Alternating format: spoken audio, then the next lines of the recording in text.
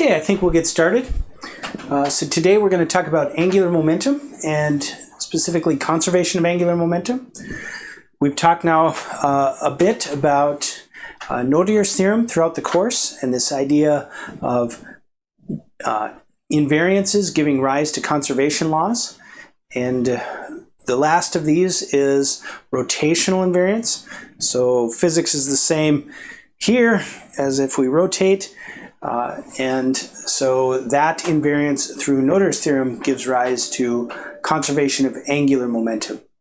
Now, we won't really be able to do the subject justice. As we progress through the curriculum, we will have specialized units in courses on angular momentum, and particularly in our mechanics courses and then in our quantum mechanics courses.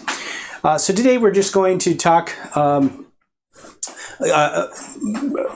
or less an overview and primarily about rotation just in the plane. All right, so we've starting to have this catalog now of linear and rotational relationships here. So linear, distance is x usually, but we can call that s here if we're talking about arc length. And that corresponds to angle. We have the relationship that is common throughout here, that the radius leverages that distance. So if I've got a long radius and I go through an angle, I travel a bigger distance than if I have a short radius and I go through that same angle. Velocity is the rate of change of the distance. And so angular velocity is the rate of change of the angle, and again leveraged by r. And then the rate of change of velocity is acceleration, and the angular acceleration then is the rate of change of angular velocity, and again leveraged by r. The analog to mass in the rotational system we saw is moment of inertia, and the relationship here is I equals mr squared. And then where forces play the primary role in accelerating a mass in a linear space, or in linear problems, torque plays the primary role in accelerating in a rotational problem. And we have an analogous formula, F equals ma, and tau equals ia. And the relationship between tau and force is the force applied perpendicular to the lever arm is what gives rise to the torque. Now we have momentum, and we introduce here angular momentum. And then we have, how does momentum change? So this is a conservation law. We need a force acting on the system to actually change the momentum. So in the absence of forces, the external forces, so collisions can happen, anything can happen. We have conservation of momentum, as we've seen. But if we have an external force, such as an impact, then we can change the momentum. And we talked about impulses, J. And I'm taking the vector off here. The vector notation is a little awkwardness here, and we'll talk about that in just a bit.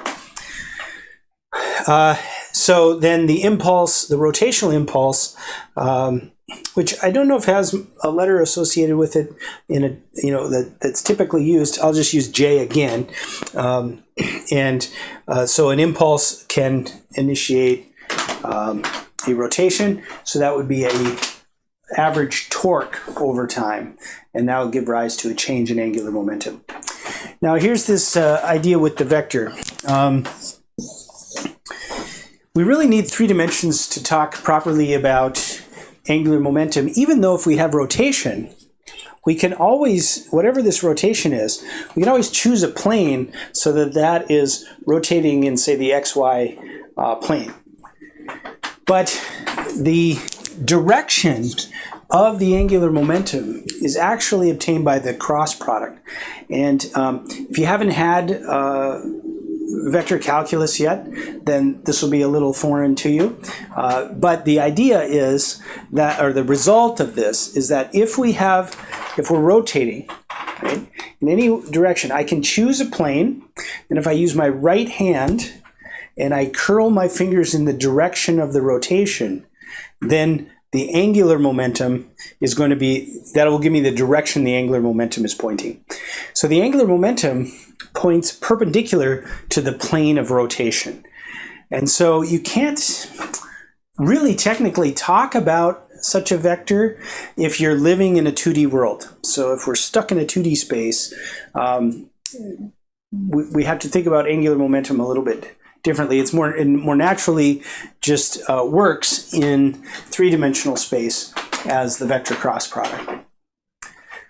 Okay, well, let's derive these formulas here.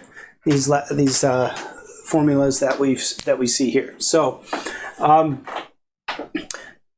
let's first get our angular momentum here. So I'm going to take this formula here, the torque formula, and let's rearrange it and solve for acceleration. So acceleration is torque over moment of inertia. What is acceleration? Acceleration is the rate of change. Right? Acceleration is the rate of change of the angular velocity. And so I will replace this here.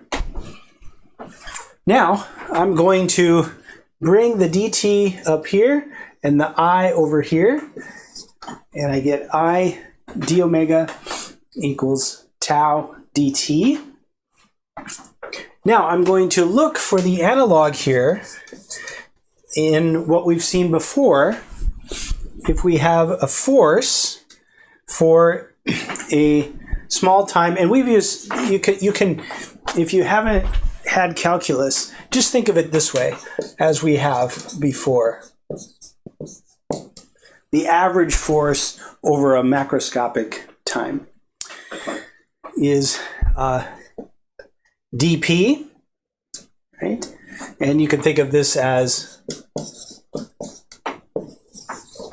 that in the non-sort of calculus notation. Well, m's not going to change, so m can pull out, and this can be written as m dv. Now let's take this again. I'm just going to pull this down. All I'm doing here is I'm just taking this equation, flipping the left and right, and we're going to look for an analogy here now. So here and here, right? These are our rotation and linear analogies, and so there should be something that is I d omega, and that's what we will call the angular momentum, the change in angular momentum. So a torque over time, and you can think of it this way too. So torque average, delta T, is delta L, if you haven't had calculus. And so by looking at this, what is L? L is I omega. So we have the angular momentum. Now again, I don't have got to play a little sloppy here with the vector. So again, the L is the vector cross product of R and P. So it points in the orthogonal direction to both the radius and the momentum, and also the plane of rotation. All right, well, let's work a problem that involves conservation of angular momentum in order to solve it. So let's imagine we've got this crazy system here where this bottom plate, 3 kilograms, 15 centimeter radius, and is turning at 15 revolutions per second. And then there's this rod attached to it, and it goes up through a hole in this top piece, which is 5 kilograms and a radius of 9 centimeters, but it's not spinning. So this is spinning underneath this, and so the top is just spinning like this. And then we're going to drop this. It's going to land on the bottom disk, and we'll assume that there's perfect friction there. So it'll land on the bottom disk and start rotating with the disk. So we want to see what is the final rotation of that system. And it's a hard problem if it wasn't for conservation of angular momentum. Okay, now we're going to need a few things. We mentioned in an earlier video that when we have non-point masses, so we have like a sphere or a disk in this case, we have to look up the formula for the moment of inertia. And for the case of a disk, it's 1/2 m, the mass of the disk, times the radius of the disk squared. And so there should be a table, there definitely a table in whatever general chemistry book you're using that has these values or these formula. So you can find that for a disk. Now let's go ahead and calculate those moments of inertia for each of the disks. So 1/2 times the masses times the radiuses squared. So there's the two radius right there and there. And so that gives us 0.039 and 0.02 for the moment of inertia.